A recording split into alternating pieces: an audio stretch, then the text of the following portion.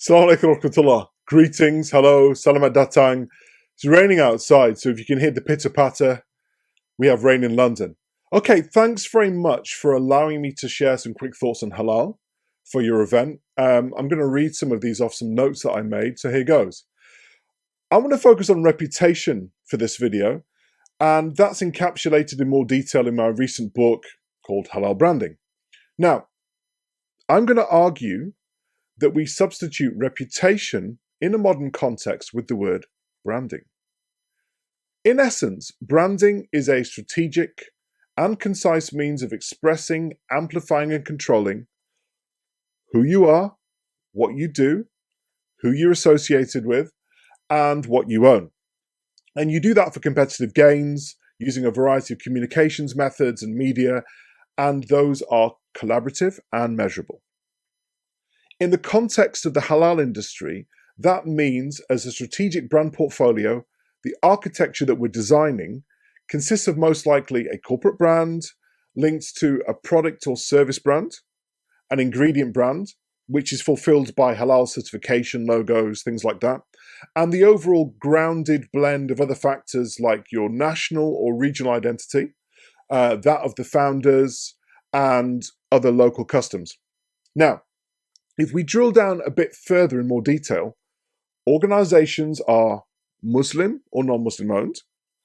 They have Muslim proportional representation from their employees or customers, and they offer products and services which are all halal, or maybe only a restricted number of their offerings are halal, and they have a presence in a Muslim majority or minority region. So, furthermore, it may be the case that particular offerings require increased labeling and marketing communications due to the nature of their proposition. So if you have a particular product which is not native to that region, it might require more communication demonstrating to your target consumer that this thing is halal, right? If it's not native to you. So if you are hot dogs, that's the one that we always talk about in Southeast Asia. According to some certification bodies, you would change the name from dog to sausage or something like that to avoid confusion. But also because it's an American product, people might be more concerned about whether that is actually a halal product.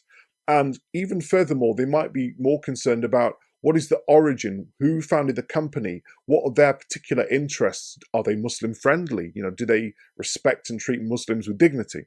So these are some of the factors that we take into consideration when we're trying to build a halal Muslim or Islamic brand.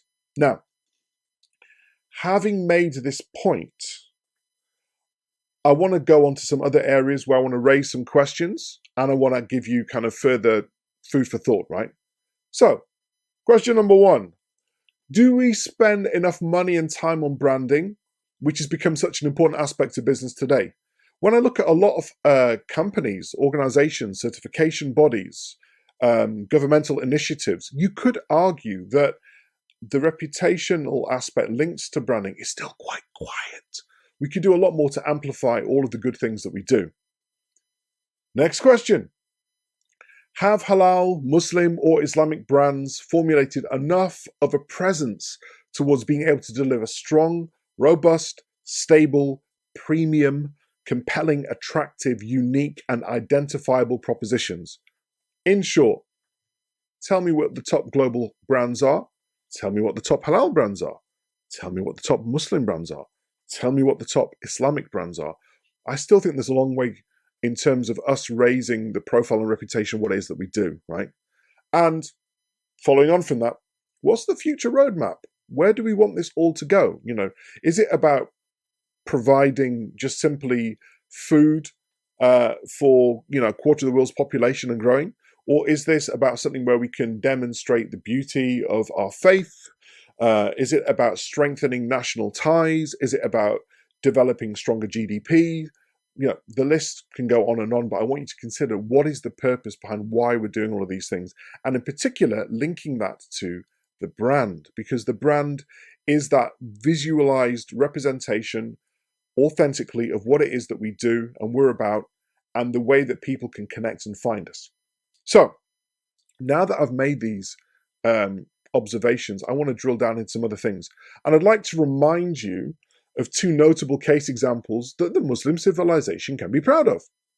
Firstly, the Prophet Muhammad sallallahu alaihi wasallam and his companions offered transformational leadership, and their contributions and reputations continue to influence the world today. Al-Amin, the trustworthy. That is branding. So, think about that. Think about how the human experience is really important. The stories about the companions and our noble prophet, how they lived, how they felt, what they liked, what they didn't like, their characteristics. Now, apply that to a company. How much time do we spend communicating those things? Probably not enough. The second example I want to give you is our pursuit of the compilation of a hadith, which we developed a methodology of verification, and narration chains were developed. So, we developed this art of verifying sources, evidence, narration chains, and classifying and ranking them. But if we fast forward today, when in the face of the coronavirus pandemic, fake news and social media messages spread like wildfire, and where it's almost a case where people are racing to be the first to share and to share widely, and that's at the expense of checking. Not a good idea if you want to build a brand that will last the test of time.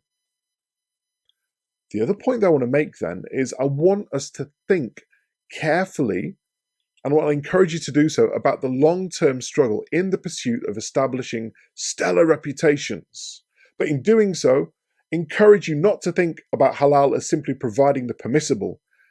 We have to make the permissible unmissable, right? Put the spirit into spirituality. Embody the full range of human emotions and experiences. Celebrate, elevate and energize, and people, inshallah, will congregate around your brand. Finally, I want to extend my well wishes and sympathy to all of those people out there who are fighting for their health, their lives and their livelihoods. Sadly, some of my family have been affected by some of these things, and they are truly sobering times. I mean, I had an uncle who passed away, and then to think that you're watching a funeral online is just a really unusual experience, right? So please look after your minds and your bodies and your souls. Thank you very much for this opportunity, and I look forward to seeing you all very soon. Assalamu alaikum wa rahmatullahi wa barakatuh. Bye.